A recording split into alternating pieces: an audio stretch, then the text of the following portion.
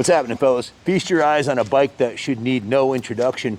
One of the most iconic, immediately recognizable motorcycles that a whole cult following surrounded around this bike. An aftermarket industry, street racers, including the movie Biker Boys. Actually shot a movie about the lifestyle of the guys that road race and street race these motorcycles. It is an absolute rocket ship. This is definitely a bike that'll rip your house right off the foundation. 4 cylinders, 1,299 cc's of liquid cooled double overhead cam, 16 valve powerhouse. And if you look at the front of the fairing here, it has twin ram air induction on the front of the fairing right here that at around 180 miles an hour acts like a turbocharger and gives a ram air effect directly into the airbox. This was the fastest production motorcycle made when it came out. It was 194 miles per hour out of the box and 173 rear wheel horsepower. The most powerful production motorcycle ever made up to that point. And when you stand back and look at it, it is nothing shorter than jaw dropping. This thing's absolutely bulletproof, and they have a reputation. The bike's been around for almost 25 years. The first one is in '99, and they're still running the same frame, same basic engine configuration because it's bulletproof. These engines are regularly known to go for over 150,000 miles on the original engine. It'll do a 0 to 60 miles an hour in 2.7 seconds. Just to put that into perspective, the Hennessy Viper, which is the fastest production car of the time when this bike came out, is a full second slower at 3.7 seconds. So look at the shape of this thing. When you stand back and look at it, it's an infamous world, easily recognizable styling that was designed in a wind tunnel by the Japanese engineer Koji Yashura. So when you look at it, you look at the way the fairing's designed. It's designed so that the rider's knees will tuck in around the frame rails on the side right here. And let me tell you something. I've been doing 145 miles an hour on a motorcycle before. When you put your knee out into the wind and the bike immediately goes over 2 lanes. This was designed in a wind tunnel to keep you going straight and fast. Even the back tail section here, this is an optional factory Suzuki tail cowling section that was designed for wind resistance. And the bike was designed in a wind tunnel with a rider on it. So it was one of the most advanced, if not the most advanced motorcycle design ever made up to that point. And today, the 2023s, which are still for sale here in the United States of America, look very, very, very similar to this because it's a design that works. So just an absolutely beautiful, beautiful machine. And if you look at the logo on the back right here, this logo right here, that's a Japanese Hayabusa logo. It's actually in Japanese, that means peregrine falcon. And the reason why they did that is the Honda Blackbird was the fastest production motorcycle known to man, and the Japanese designers called this one the Hayabusa, which is a peregrine falcon, which is actually a blackbird eater. So the bike was immediately popular, immediately started a cult following. It was designed as a sport touring bike, so it's super comfy, yet it had the handling to go on the track and or a straight line quarter-mile bike, or if you wanted to ride it sport touring, that's what it was designed for. So it's the sportiest sport tourer that was ever made. A lot of these were highly modified by that cult following that sprung up around these bikes. You want a single-sided swing arm? They're out there. You want air suspension? They're out there. They started putting turbochargers on these. Stock, they're 173 horsepower. So they started putting turbos on them, and 300 horsepower turbocharged boosters were ruling the streets and still do to this day.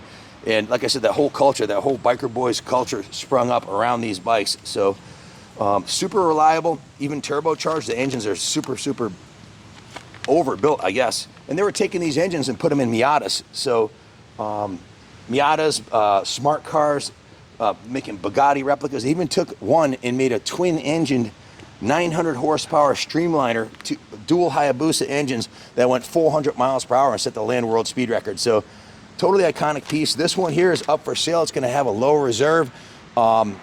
And it's going to be going to a new home this week. So if you're interested in it, bid high and bid often, because this thing is super nice. I've got full provenance on it. It was purchased by the original owner right here in Connecticut. I have the actual factory bill of sale from the dealer.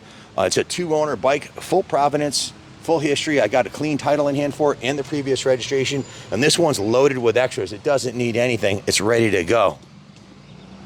So out of the box, 194 miles per hour was unheard of. And the second and third years of production, they had it so it would go over 200 miles per hour. And the politicians that okayed the 194 miles per hour were like, oh, heavens no, 200 miles per hour, much too fast. Like an extra 6 miles an hour doesn't make any difference at all. So they had to electronically limit it to 186 miles per hour due to the politicians that got involved. And in fact, they were threatening banning the bike in Europe because of the carnage this thing could cause at those types of speeds. So the manufacturers came up with a gentleman's agreement. Suzuki, Honda, Kawasaki all agreed to keep their bikes at 186 miles per hour. So they did not change the bike until 2008 because the initial design was such a home run. And to this day, in 2023, you can buy a Hayabusa here in the United States. Sadly, the European EUR4 standards, they actually stopped selling these in England in 2018, but they're still available here in the United States.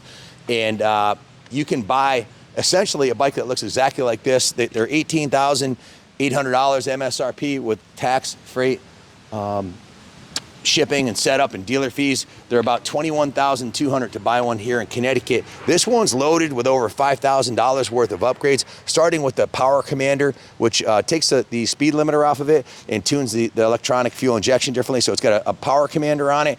It's got a full Muzzy exhaust system, the carbon fiber and stainless steel Muzzy exhaust system, which is the exhaust system of choice. It sounds freaking fantastic.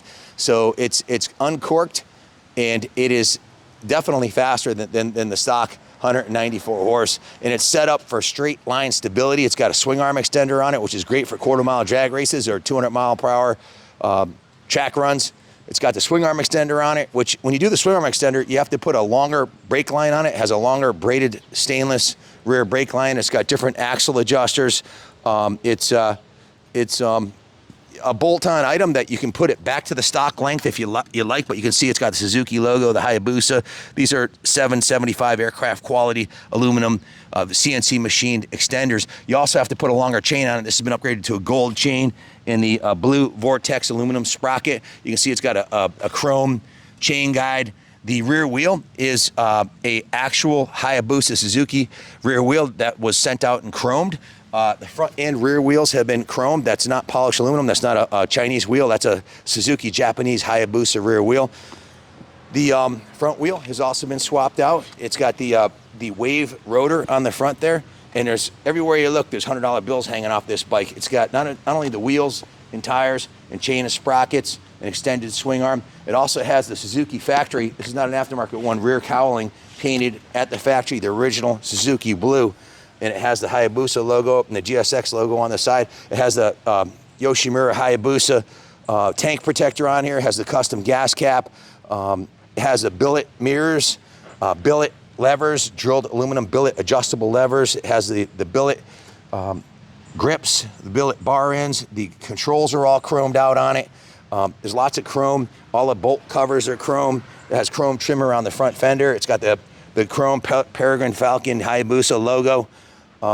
Chrome trim around the turn signals. All the lights, all the idiot lights, all electronic functions work exactly how they're supposed to. Even has the slide protectors. If you fall on the side, it won't hit your fairing. It'll hit this first. Chrome covers. Chrome Hayabusa. It's a billet chrome cover right here. Chrome frame covers. Everywhere you look, chrome pegs. Lots of chrome on this bike. And the original paint job, it still looks excellent. Check out the dash here. It's got the Hayabusa tank. It's a billet Hayabusa CNC machined with the logos on there. Billet.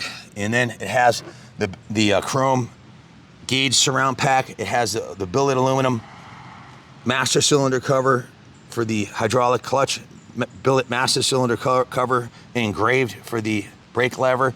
Again, chrome controls. It also has a TFT color monitor. I'm not sure how to turn this on. I'm not sure if power is hooked to it, but it's hooked up to a camera back here on the back of the bike so you can see who's following you, which is kind of cool. If you're, well, I'm not sure why you'd want to see who's behind you, but I guess make sure you don't get run over at a stoplight. So loaded with extras, well over $5,000 of upgrades on this bike. It runs perfectly. It's got low miles on it. I've got full provenance on the bike. I know it was actually a local guy right here in Rockville who owned the bike, and the only reason he decided to sell it was, well, he got married, had kids, he's had the bike for a long time, and he was a second owner. and he wasn't really riding it. His wife liked riding his Harley Street Glide. You can see why. This isn't really set up for a passenger, although this is removable, and there's an optional passenger saddle that you can buy on like eBay for like 70 bucks. So if you want to pick up chicks on this, I guess his wife didn't want him out riding around with a passenger saddle on there, so it had this cowling on here. But in any event, it's a beautiful bike. It's up for sale. It'll be on eBay auction this week at kaplancycles.com. If you have any questions about it, give us a call, 860-454-7024.